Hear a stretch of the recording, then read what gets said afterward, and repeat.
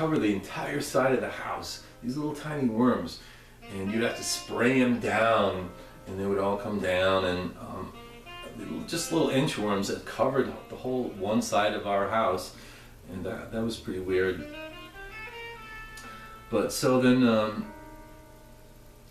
we moved to 34th Street, and it was a very exciting time. It seemed so big. I mean, years later I went back there and it seemed like a tiny little place. It is. It's a tiny little house. If you go there, you'll see. You know, there's two identical houses, ours and then our neighbor Howard. This old man Howard who lived with his adult son, and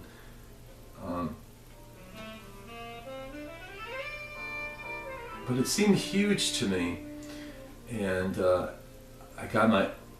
Well, actually, I still slept with my granny. See, I had slept with my granny up until I was 9 years old.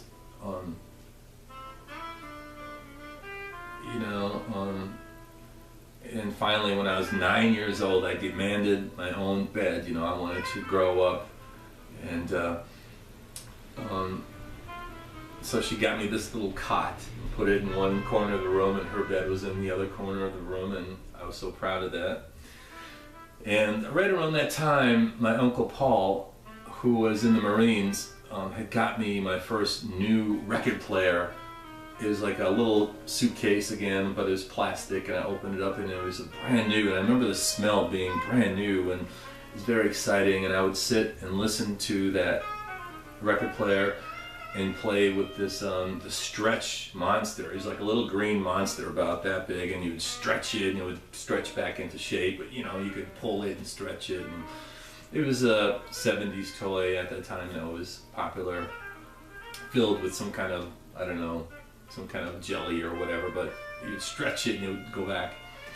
But I remember listening to music with my granny, and she bought my first record that I ever wanted was the soundtrack for Saturday Night Fever. I saw the movie, I don't know who took me to the movie, but I saw Saturday Night Fever and I thought that was the coolest thing. And so I wanted that record, and that was the first record that I ever bought, was the soundtrack to Saturday Night Fever. And it was a double gatefold cover, so I'd open it up and put it up like a display, and I'd listen to the music, and all the songs in that album were great. The Bee Gees were great. And so it'd be me and Granny listening to Kiss records and a Bee Gee album. And I remember one time she had left to go downtown, and I had cleared all of her stuff from her dresser, put on my Kiss record, got a little, I think it was a broom, and I was on her dresser just completely rocking out, and she had forgotten something. She came home and busted me on her dresser. I'd taken all of her stuff, knickknacks or whatever, and put it on her bed, and I was standing on her dresser just going crazy trying to emulate Kiss. And she got really pissed that time,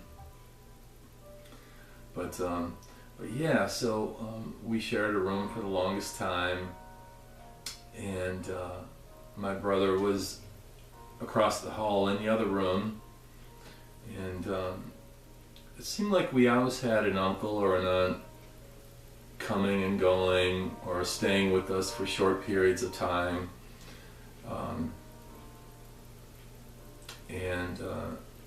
And that's where I did most of my growing up, in that house, up until I was 17 when I moved out.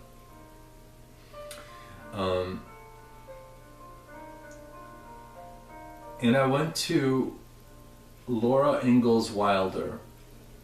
The building's still there, but I don't think it's called Laura Ingalls Wilder. It's on Chicago Avenue, and I think right around 34th Street and Chicago Avenue. Right around that area. If you go there, you'll find it. And they had 3 parts to the school, A, B, and C. And there were 3 different types of school. C, which was what I was in, was what was considered an open school, and it was like a new thing they wanted to try without any walls, and it was just very open, and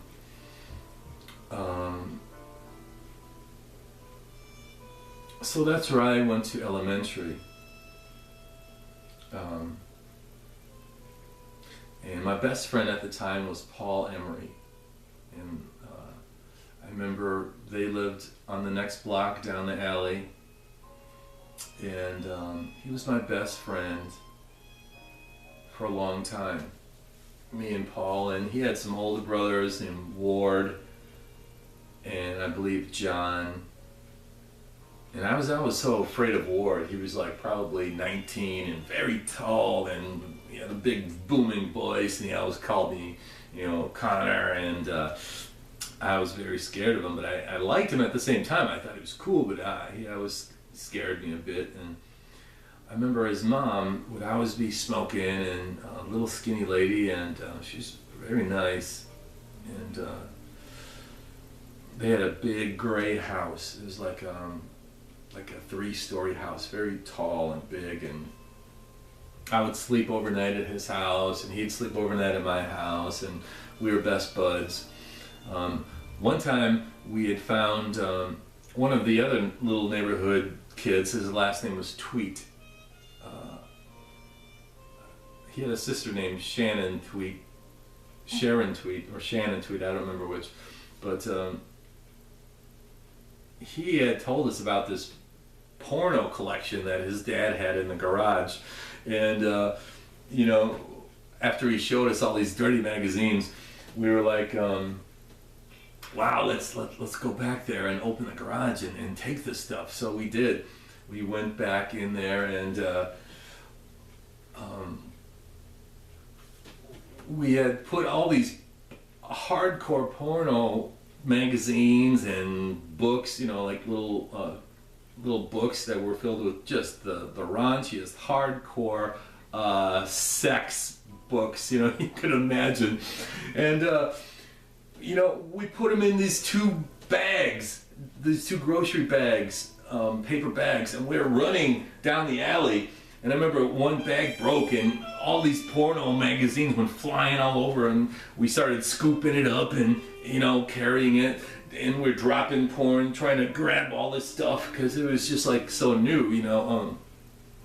I think we're about 8 or 9 at the time, and so there we were, right in the middle of the alley. We'd taken our loot to this alley, and we sat and we divided it up. I'll take that, or you can have jugs if I can have your Swedish erotica, or whatever it was. We just sort of traded, and we got our bundle and we took them home.